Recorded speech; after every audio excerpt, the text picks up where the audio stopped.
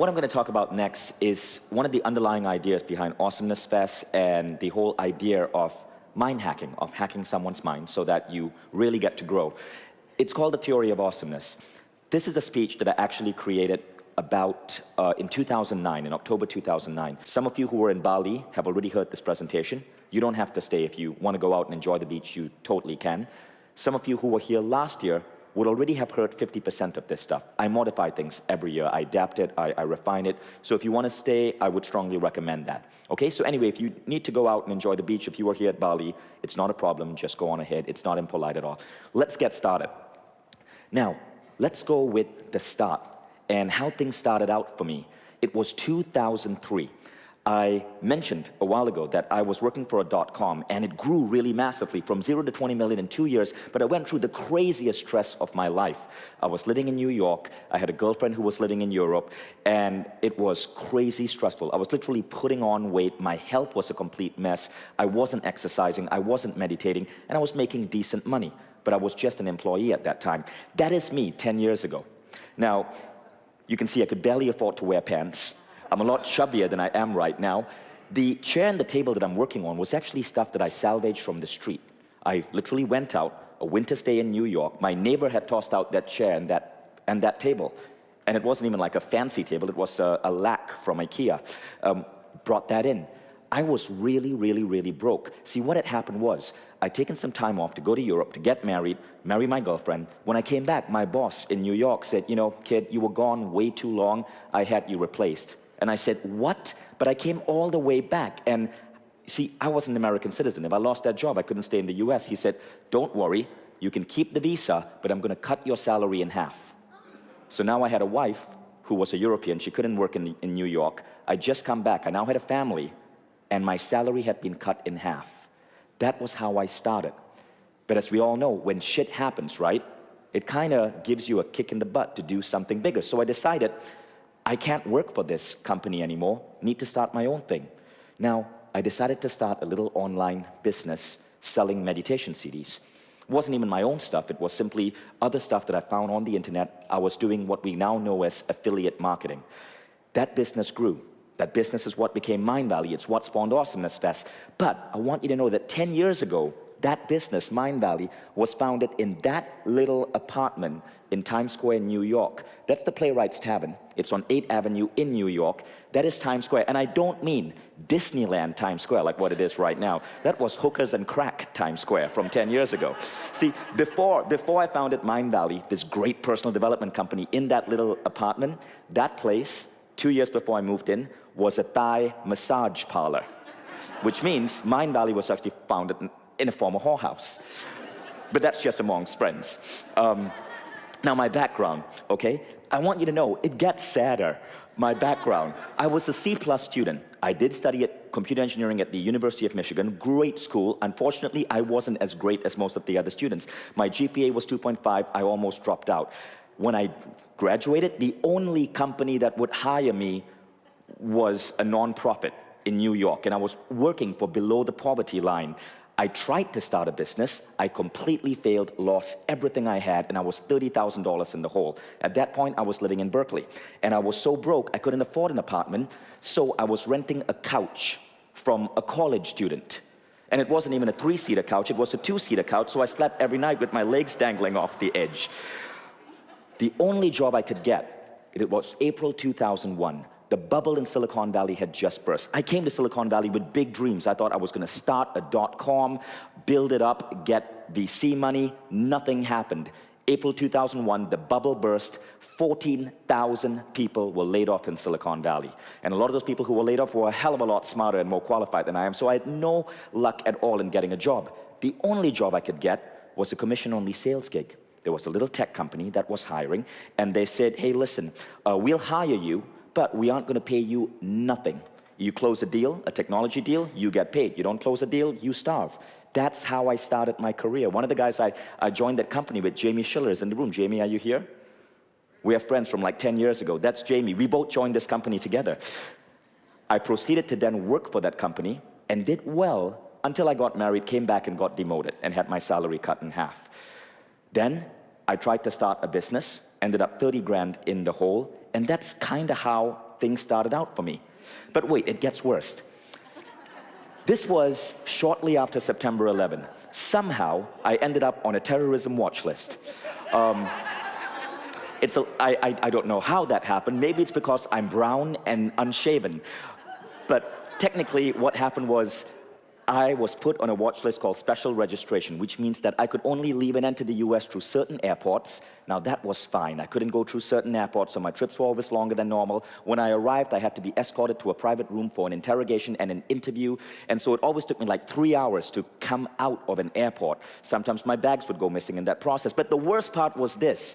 Every 4 weeks, I had to report to the US government. I lived like I was on parole. Every 4 weeks, I had to go down to the city center in New York City, wait in this long line, even during winter, a long line that stretched 4 blocks to go and get fingerprinted and interviewed and give them my credit card so they can track all my purchases and see if I bought, anything suspicious like fertilizer.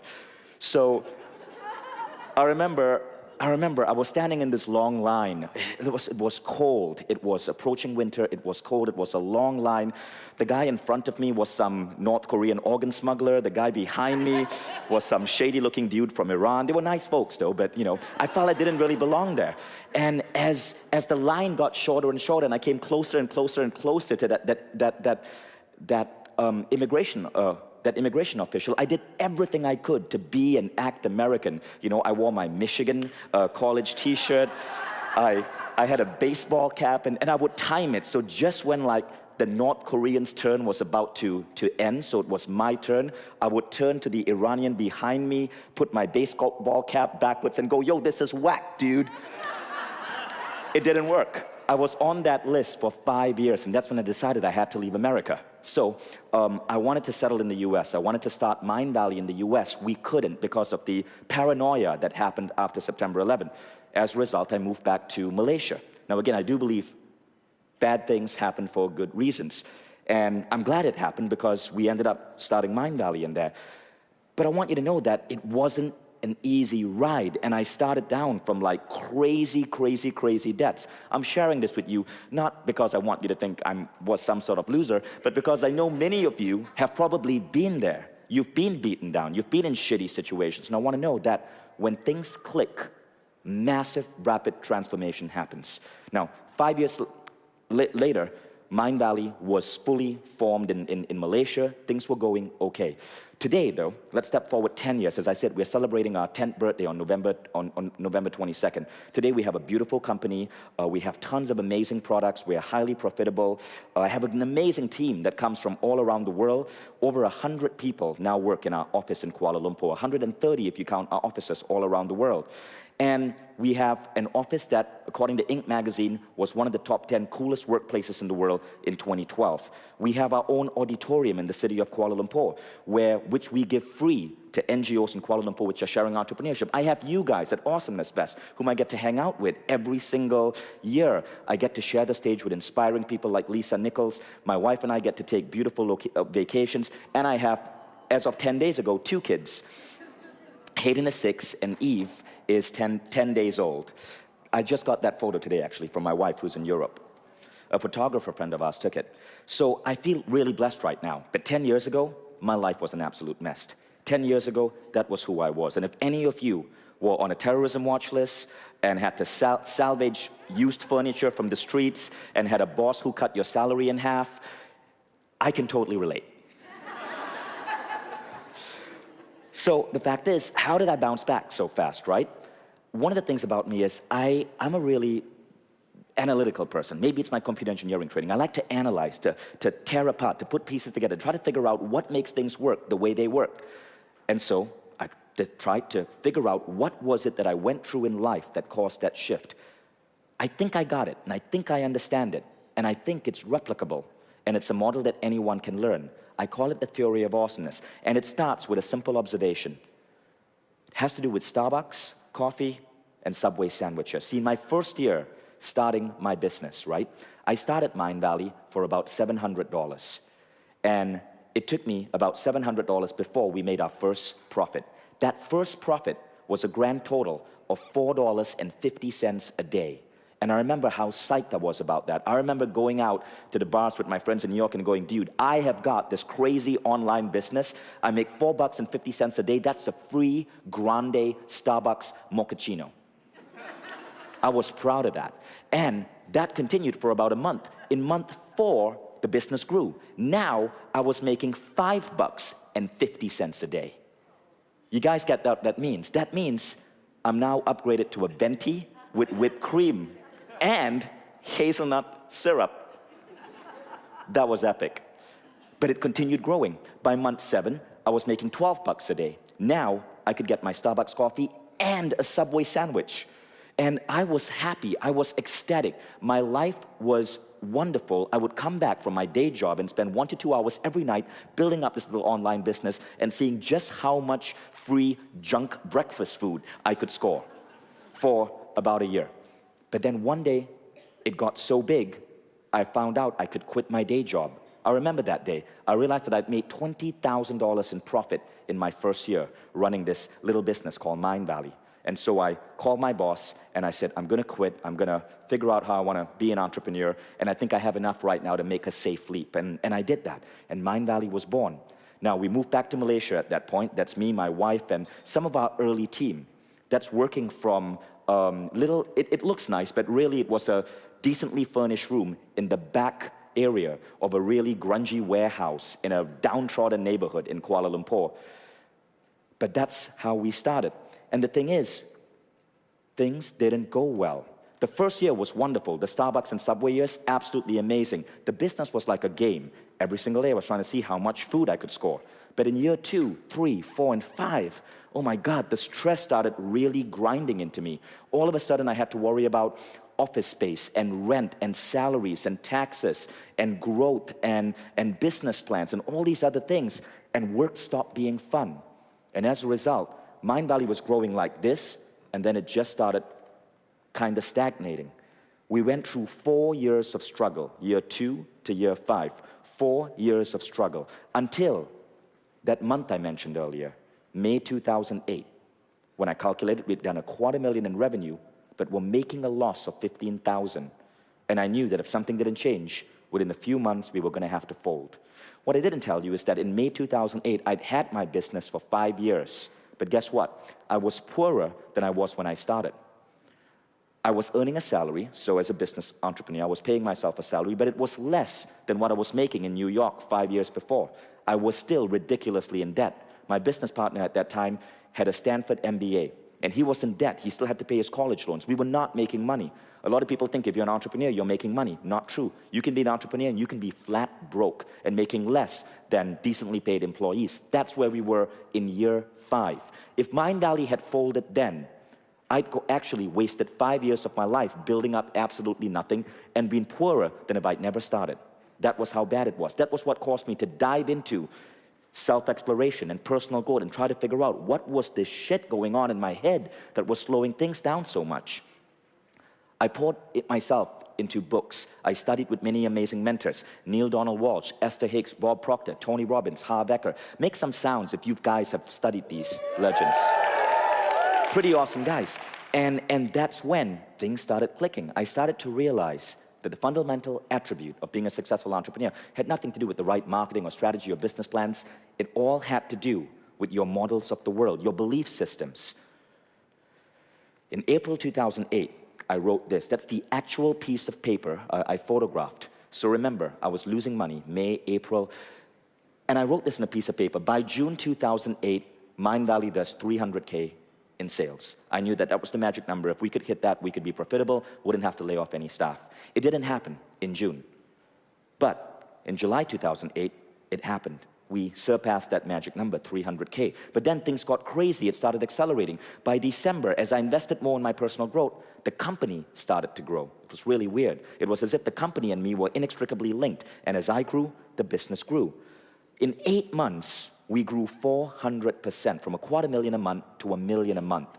And that is the Mindvalley that we have today.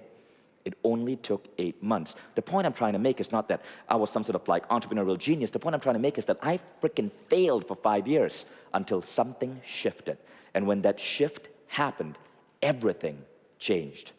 And that shift once you get it, it changes your life really fast. In fact, the biggest surprise I had was how rapidly things fell into place once I changed my mindset. That's an actual chart of our growth rate. You can see the first 5 years, very slow, and then boom, we just started exploding.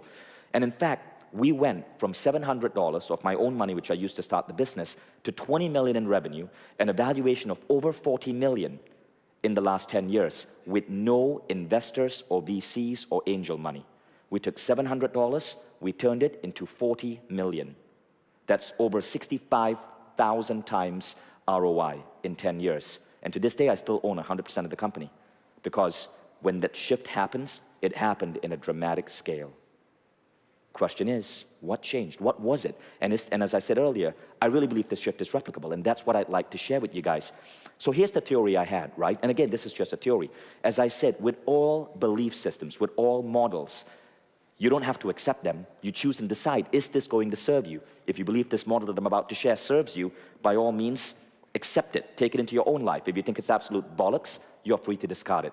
But this is what I think happened. Now, I believe that there's a delicate balance in human existence. And if you can find a way to live in this balance, really cool things happen in your life. The balance is this. It's a balance between being happy in the now and having a vision of a good future. Happiness right now and a vision for the future. Two things. Happiness in the now, a vision for the future. Sounds simple, right? But actually it's not, because based on these two variables, there are 4 different states of mind that any of you could be in. You could have no happiness and no vision for the future. In that case, you're in what we call a negative spiral. In short, somewhat of a depression. If you're in this case, you probably need psychological help. It's really, really, really hard to come out without having support. But there's another state, and that's where you don't have a vision for the future. You don't really know how you're going to grow or what you want to build, but you are happy right now. This should be great, but I don't think it is. I call it the current reality trap, because it is a trap. Happiness and fulfillment are 2 completely different things. Happiness is something you can get from a good joint. Fulfillment comes from something different. So if you're just happy right now, but you have no vision of how you want to grow and how you want to develop and how you want to serve the world or what you want to build, you're not really fulfilled, are you? If you aren't growing, you're doing a disservice to your mission and to the world. You've got to dream big, play big, push your boundaries. In the words of Marianne Williamson, by letting your light shine, you grant permission for others to do the same. And that's why purely being happy, but having no vision for the future, isn't the best state to be in. But there is a third state, and this is the state most entrepreneurs are in. We call it stress and anxiety. This is where, watch my hands, you have a vision for the future, but you're just not happy yet. You have that vision for that new grand office space you want to build, that new revenue target you want to hit, that new product you want to get out to market. But your happiness, you've decided happiness will come when I get there. In other words, right now, I'm going to toil and struggle and stress out, but when I get to those goals, then I'll be happy. Problem is, that isn't the optimal state, and most entrepreneurs who are in that state never actually hit happiness. Think about it this way, right? This is where you are. This is where you want to be happy.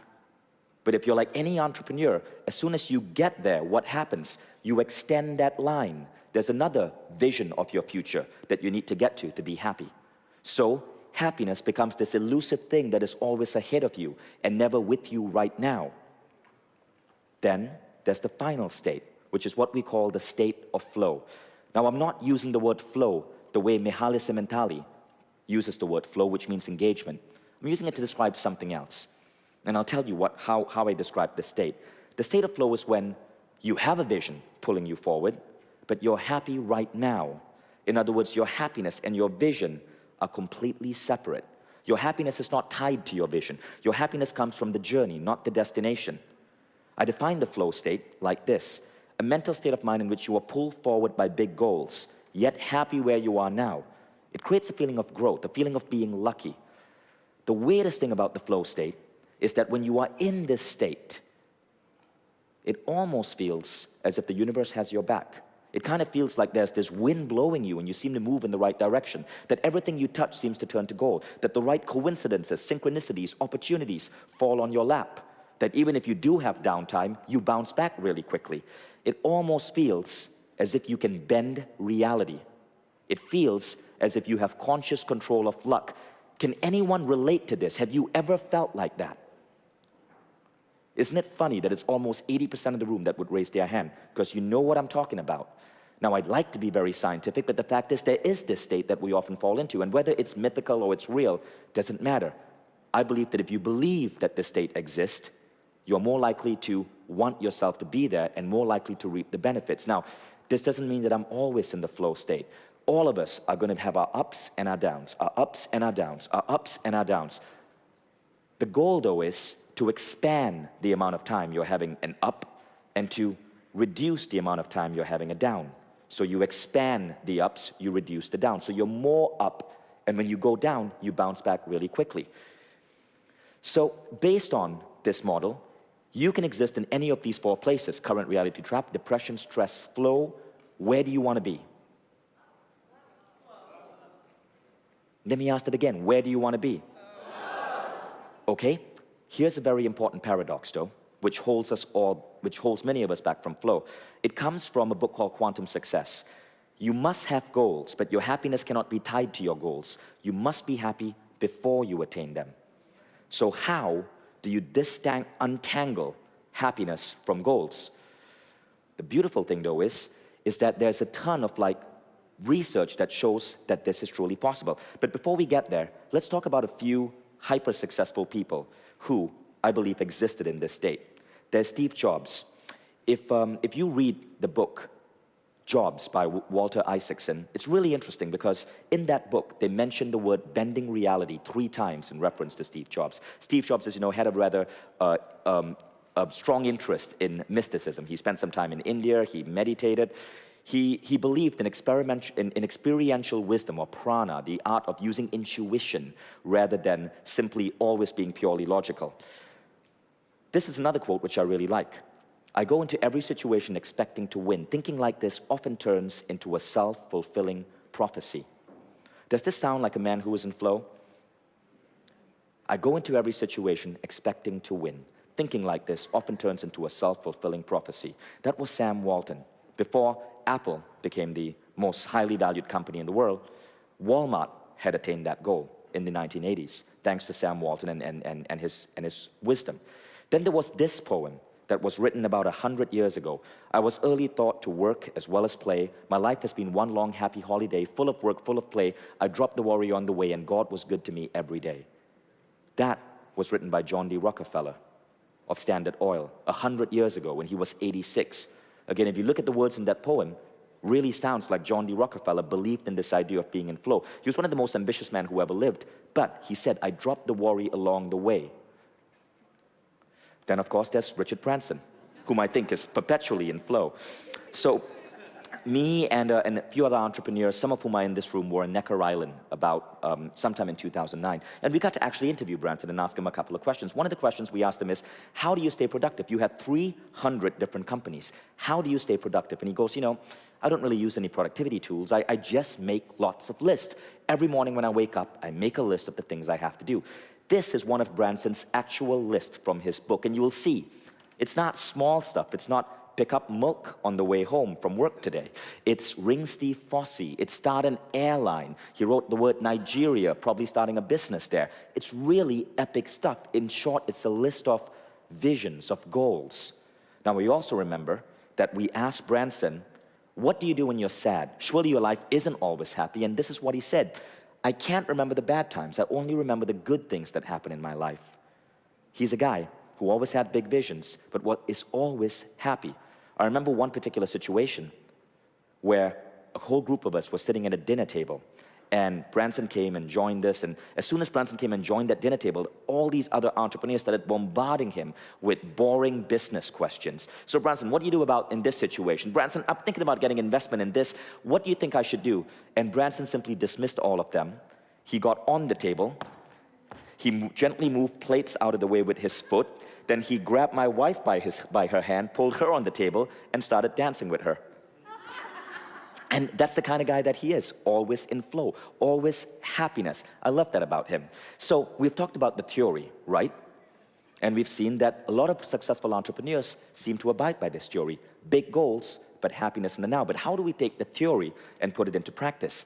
These are systems that I'd like to teach you. So we've now been talking about the model of flow, the belief system. Let's talk about systems that we can put into your life to put you in flow. Let's start with the first ingredient of flow, which is happiness in the now. Science is telling us that happiness does not come from within.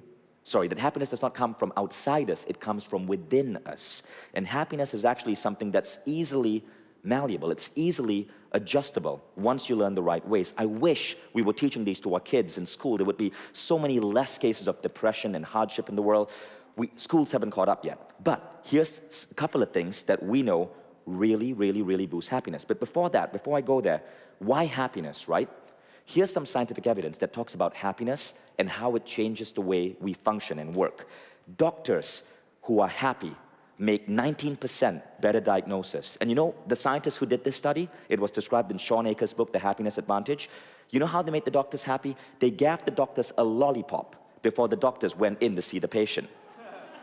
And the funny thing is, the doctors were not even allowed to actually eat the lollipop because that might mess up their sugar content, and they wanted to keep the test like really empirical, so they couldn't ingest any sugar, which according to Sean Aker begs the question, should the doctor be giving us the lollipop, or should we be giving the doctor the lollipop? Yeah. And then you have salespeople. Optimistic salespeople outsell pessimists by a whopping 56%. In terms of students, students primed to be happy outperform their neutral peers. We see this evidence almost everywhere we look in terms of happiness. According to Aker, it turns out our brains are literally hardwired to perform at their best, not when they are negative or even neutral, but when they are positive. One of the craziest studies, though, is happiness on lifespan. So they did this study with nuns. They took a bunch of nuns who had been, who were approaching 90 years old, and they divided these nuns into 4 different segments. These nuns had been journaling. So in this particular nunnery, it was normal for nuns to write a journal. So they went back through all the journals, and they divided these journals into 4 categories: most negative, happiest, and then the category in between. Now they looked at the bottom 25%, the most negative, and the top 25%, and this is what they found. By age 85, those in the top 25%, 90% of these nuns were alive. Those in the bottom, 34% were alive. Happiness can literally increase your lifespan, and lack of it can kill you. So how do you inject happiness in your life? I love the word embodiment practices. It talks about stuff that we can do to embody it into our lives. These are some beautiful systems you can bring in almost instantaneously to level up your happiness. The first is meditation. You'll be learning that here at Awesomeness Fest. Studies are showing remarkable things about the power of meditation. From Time magazine, not only did studies show that meditation is boosting the immune system, but brain scans suggest that it may be rewiring their brains to reduce stress. Meanwhile, we non-believers are becoming the minority. 10 million American adults now say they practice some form of meditation regularly, twice as much as a decade before. Now, this was written in 2003. Right now, I believe, it's now 2013, it's probably 20 million. How many of you here meditate every single day? Now, here's the crazy thing, right? That's 15% of the room. Science is saying that if you meditate every single day, even though it may take you 15 minutes, you more than make up for that time in the span of your day by better levels of happiness, better health, more focus, more productivity. It shifts your entire life. Yet, only 15% of you meditate on a daily basis. How many of you here brush your teeth every single day? How many of you here shower every single day? So here's the funny thing, and this shows how human beings often follow trends, but do not operate rationally. Meditation will probably have a bigger impact on your life than showering. It will. I'm not saying I skip my shower every day. I do both. But the fact is, it probably will have a bigger impact on your life because of how powerful it is, yet only 15% of you meditate. We all shower, we all brush our teeth, we all use soap, and this is where sometimes our current culture trains us to do certain beliefs, but doesn't reinforce others, which are equally important. It's truly important that you do at least try to meditate every single day. If there's one thing I hope you can get out of Awesomeness Fest, it's this practice. We'll be teaching you specific meditation techniques that you can take home with you. And one of the ways you can do that, by the way, is through Mindvalley's meditation app, Om Bana. Many free meditations are available on Om Bana for iPhone. Now, the second thing which can dramatically elevate levels of happiness, is creative visualization. So really, really, really powerful tool. You can do this while meditating. You can do it while in commute. You can do it while sitting in the tub. And all it's about is really visualizing how you want your life to unfold. What does science say about creative visualization? Some pretty amazing things happen. There's a study called the finger abduction experiment. I want all of you to raise your finger. Okay, now do this with your finger. Okay, so the study basically involved that. You can put your fingers down right now. Thank you. The study found this. In the finger abduction experiment, they found that actual practice, if they took a control group, and they made the control group do that for 15 minutes every day, after about a month, there was a 53% increase in finger strength. That's pretty cool. But the other group they used was a group that did nothing more than visualization. Their fingers were down. They just visualized themselves moving their finger up and down. That led to a 35% strength increase. Visualization alone caused physical changes in the body. It's pretty amazing stuff. And if you study the work of doctors such as Carl Simonton runs the Simonton Cancer Research Institute. He's had incredible success teaching people to put their cancers into spontaneous remission by visualizing these cancers disappear. Visualization does amazing things for you. I do it every single day. Then there's intention setting. This was kind of popularized by Esther Hicks. She called it segment intending. Intention setting is simple. It's simply the act of telling yourself how you want your day to unfold. Every single day, I tell myself exactly how I want my day to unfold. I pretend, delusionally or not, that I have control over how reality works. So I'll tell myself, when I go in and get breakfast today at the hotel, they're going to be serving the healthy choices that I like. I'm going to have an incredible workout. I'm going to have an incredible lunch conversation. The waiters are going to be super friendly. I'm going to come here, get on stage, do my speech. Everything is going to go flawlessly. I pretend I can command reality. Funny thing is, it starts to feel that way. I love segment intending or intention setting. Number 4, inspirational reads. One of the things I do, if I don't get a chance to meditate, is if I'm in commute or on a plane, I read something inspirational. I love biographies. I love philosophers' notes. Inspirational reads also prime you for happiness because it's almost as if you're borrowing the wisdom of an unofficial mentor, someone who may not be there to sit down with you, but through reading about their goals, their life, the epic things they've done, whether it's Steve Jobs or Benjamin Franklin or Kiyo Morita of Sony, it sparks you to think in a different way. Then there's Mookie, which is morning nookie. Science has shown that this has remarkable benefits as well. There is gratitude. Studies on gratitude show some amazing results. Martin Seligman did a study on gratitude, and he showed that people who journal for 7 days straight, writing down the things they were grateful for, after 7 days they were 2% happier. Now 2% doesn't sound like much, right? But here's the crazy thing. After 6 months, they were 9% happier. That 7 days of journaling was causing changes in their happiness level 6 months down the road. 6 months down the road, 9% happier. They were not 9% happier because they got a 9% higher salary check or they had 9% more Mookie. They were 9% happier because of something they did 6 months before. Science shows that gratitude causes more energy, higher emotional intelligence, more forgiving attitudes, less depression, less anxiousness, more feelings of being socially connected, and better sleep. My question is, how many of you here practice gratitude every single morning? That's good, slightly better than meditation, 20%. Awesome. Now, what if you're doing all of these things every single day? We're going to teach you a technique where you can, and all of it in less than 15 minutes. You'll be learning that at Awesomeness Fest. The results of doing this on your life are going to be crazy amazing. This particular thing I do, I call it the 6-phase meditation. It goes through all of these things in 15 minutes flat. It's the single most important thing I do every single day. I'd rather skip breakfast than skip my 6-phase meditation.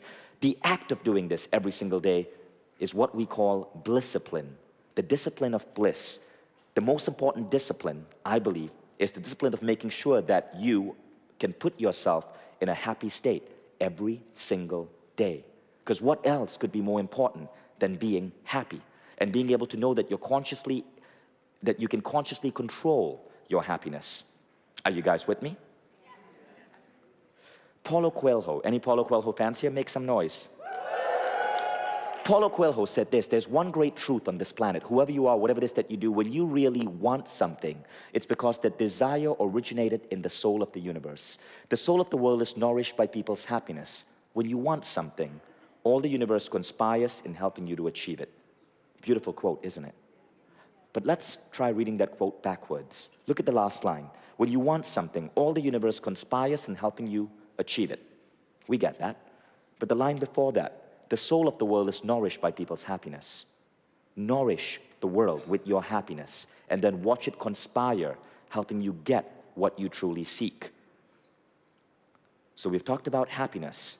Let's go on to the second big ingredient, vision for the future. Because to purely be happy is great, and you will have amazing health benefits, but there's a certain amazing feeling that we call fulfillment that comes from having big visions for the future. The problem with most people is that their problems aren't big enough. Here's what I mean by this. You're worried about that, guy who won't call you back, or that blemish on your skin, or paying a little bit extra for groceries because the supermarket hiked its prices, or getting a decent flight for that business trip, or getting that PowerPoint done on time. All of those are silly, stupid little problems. The happiest, most amazing people in the world have bigger problems.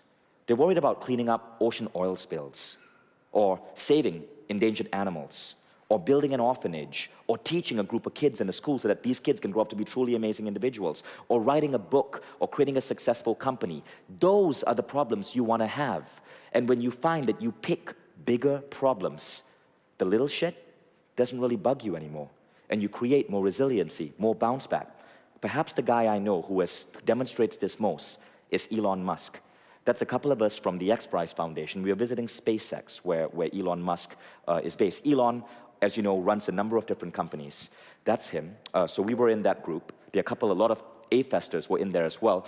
Elon has 3 major companies. SpaceX, which is building rocket ships that are now taking cargo to space. Tesla, which is the electric car company that's on frickin' fire. Tesla stock has soared, and Tesla is changing the face of electric vehicles.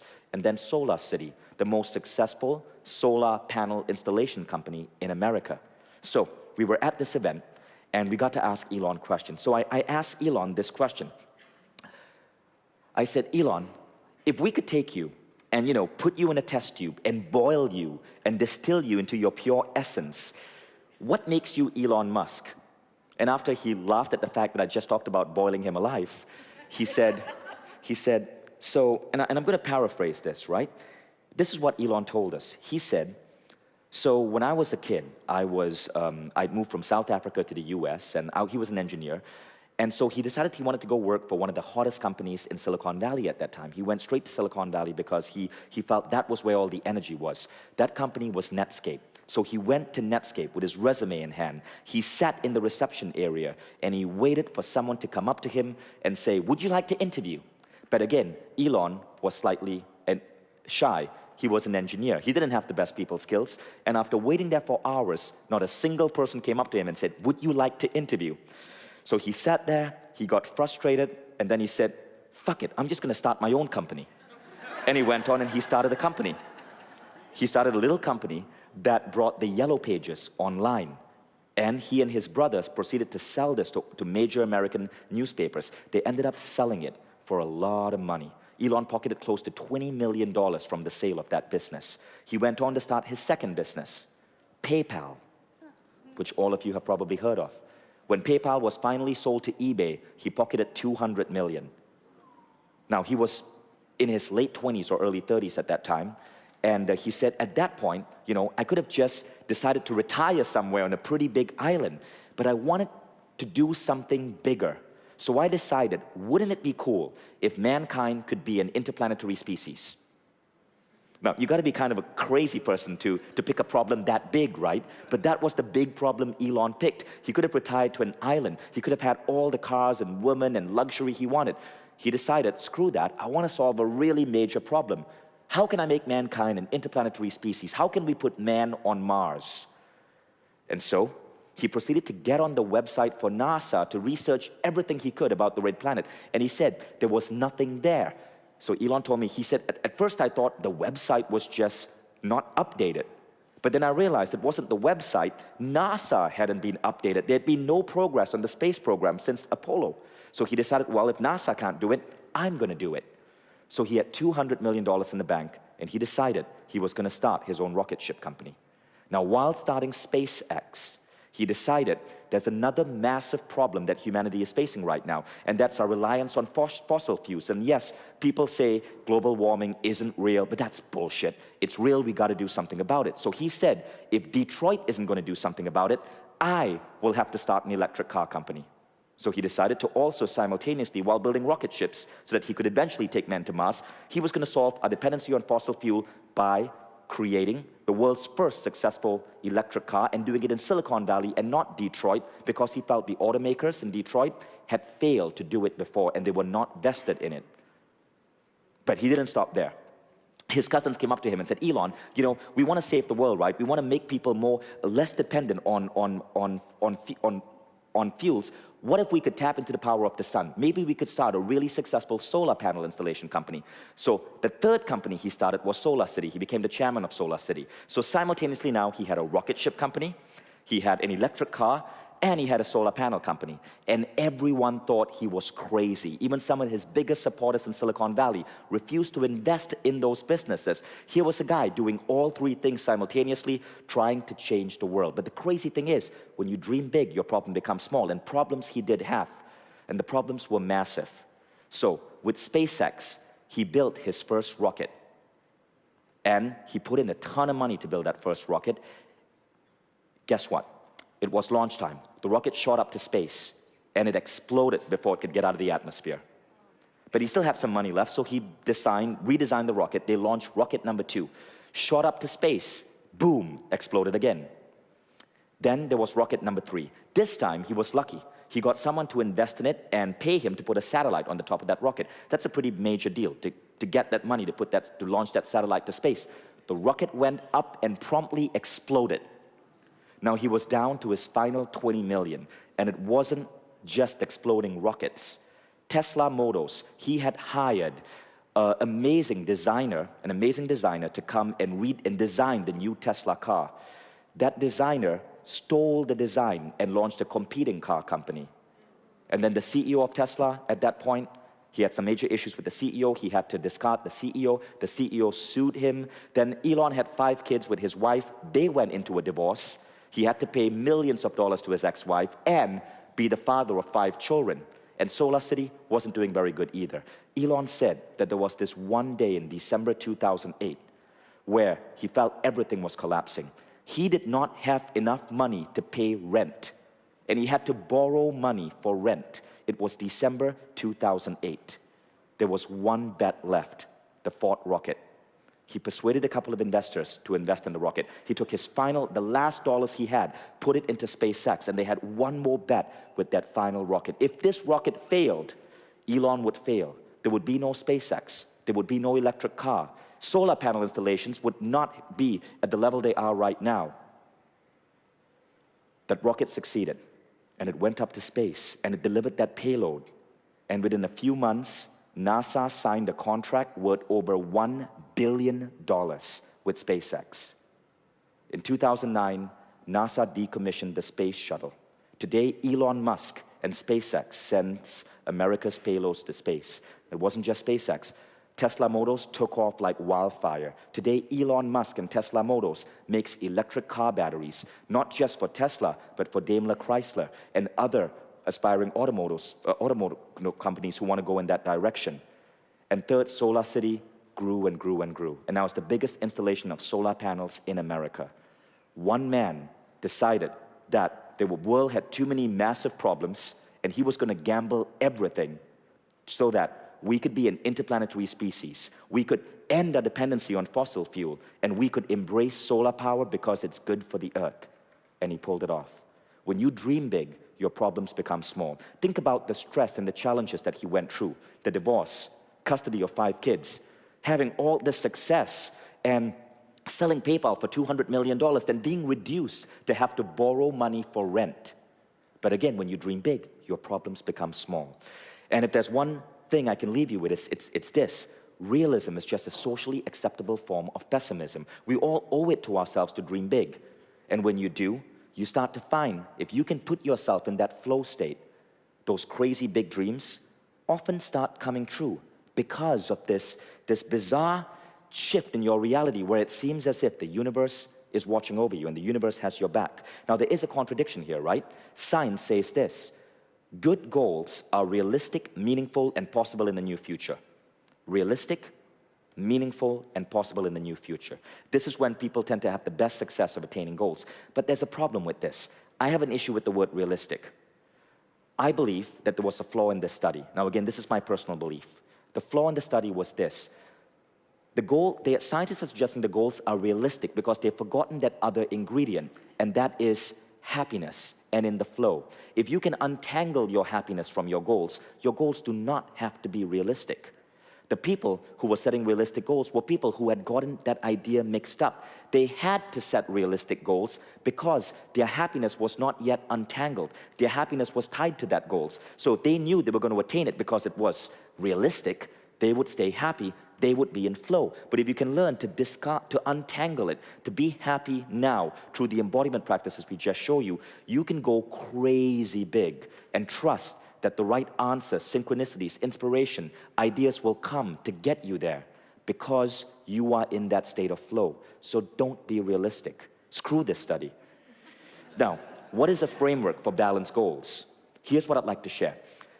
While it's important to set really big goals, right, the other issue that many of us have is that we have an imbalance in terms of our goals. So we might be looking to build a massive company, but our health is going to heck. Or we're looking to get a great body, but we have forgotten to have a solid relationship with our children.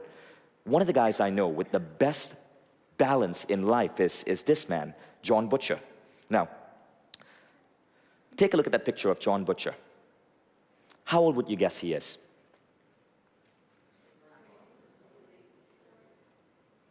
40? John's about 50 right now, if I calculate right. He's a grandfather.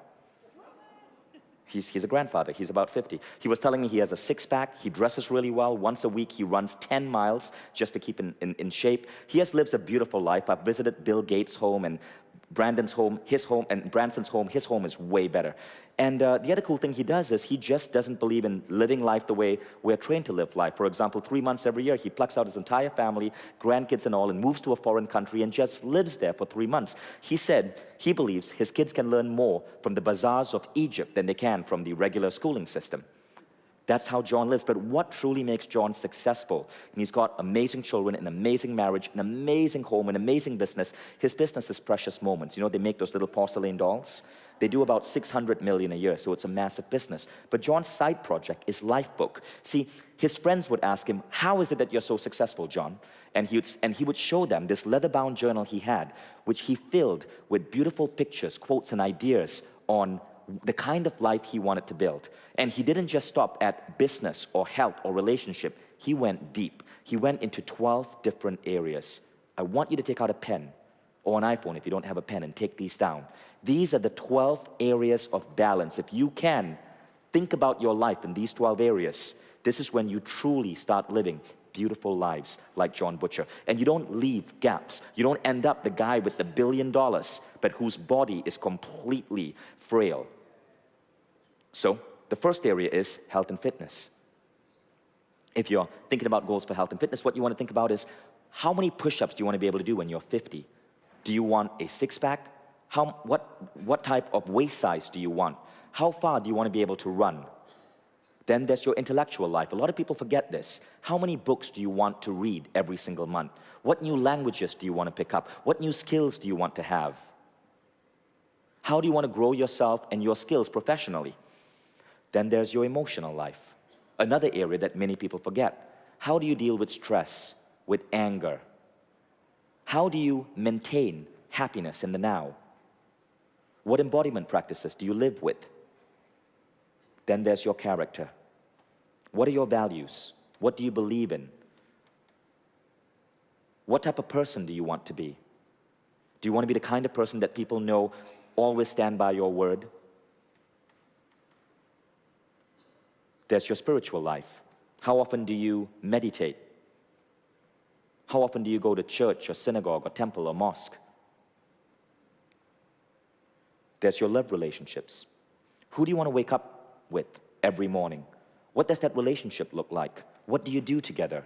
How do you spend time together? There's your parenting vision. How many kids do you want to create? How would you be a parent? What values would you imbue your children with? How do you spend time with your kids? There's your social life. Who are your friends? Who do you hang out with? When do you hang out with them? How do you guys support each other? Your financial life. How much cash do you have in the bank? What can you afford? What are your financial goals for the next 5 years, 10 years? Saving, retirement plan, business, investments. Your career. What do you want to create, build, grow? What's the next promotion you're aiming for? Or the next company you want to build? Or the next blog or book you want to produce? Then there's your quality of life. It's amazing how many people forget this. What type of hotels do you want to stay with?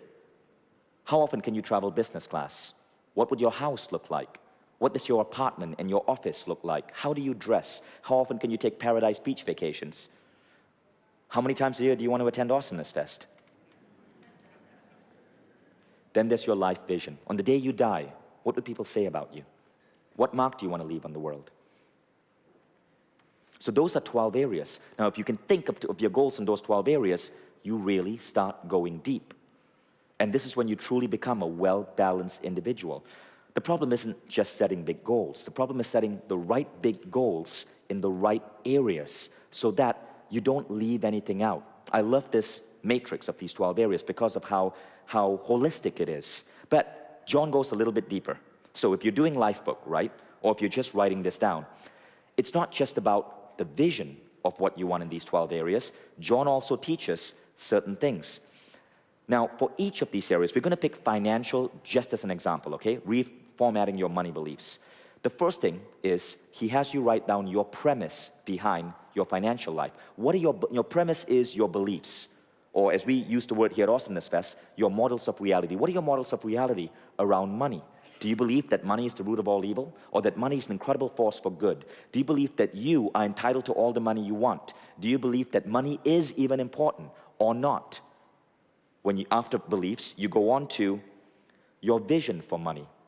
And these were the things that we talked about earlier. How much money would you have in the bank? What would your investment plans look like? What would your net worth be like? But you don't stop there.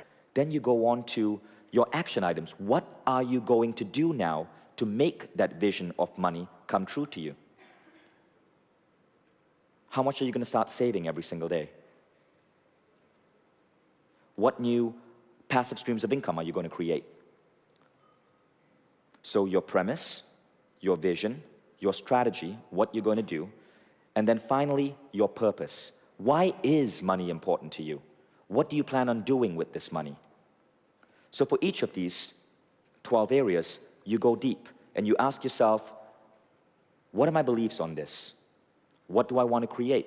What's my strategy to get there? And why do I want to get there in the first place? Now let's talk about one of the biggest goals that many of you may have written down, entrepreneurship. Here's something I want you to realize.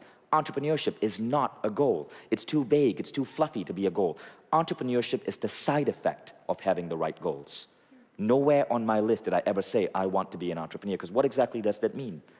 What I want, though, is a gorgeous office, a beautiful business that's changing the world, employees I love coming to work with every single day. I want a great body. I want to be amazingly fit. I want to be a good speaker. I want to write 4 books. The entrepreneurship is never a goal. It's the side effect of having the right goal. You'll learn more about this later on when we talk about the difference between means goals and end goals. It's one of the ultimate hacks in goal setting. But now, as we wrap up and you understand this, I want to put you in flow. But first, let's recap, okay? So, the secret, the grand secret of awesomeness, of existing, of being able to do massive things, the secret that I feel I accidentally stumbled upon when I went from accidental threat to the United States and broke and living on a couch in Berkeley to the kind of life I can build today is getting in that state of flow. And to get in that state of flow, what I shifted about myself was continuing to dream big, but not accepting stress as being part of that reality, and disciplining myself through the art of discipline to have the right embodiment practices, the right systems of living, to make sure my happiness was in check, to make sure I continuously visualize great futures for myself, to make sure I was motivated, excited, to practice intention setting, creative visualization, and all those other systems we talked about. When I could do that, massive shifts could happen. I could go from that miserable existence I had 10 years ago to the kind of life I have right now, where I kind of have my own cool little awesome festival, and I can come hang out with you guys, all expenses paid, in a paradise island, and make new friends, and do this twice a year, and raise hundreds of thousands of dollars, and give it all away because I'm freaking rich anyway. All because of this process of being in flow. What's going to happen in Awesomeness Fest, people, is that we are going to try to put you in flow every hour of this entire event. But more than that, we're going to teach you the formula for being in this flow. So as I said earlier, your ups stay and last longer, and your downs are really, really, really narrow. And as you can see, a lot of this is scientifically proven. I don't like teaching the woo-woo. Almost all of this is scientifically proven. And once you accept this model, if you so choose, you start living life at a whole different level. My greatest wish for you is that you can continue doing epic shit while being happy right now, and knowing that, even if you failed, it doesn't affect your happiness. But you'll continue aiming big, even though you know you can't fail, because that's just how you roll. Thank you.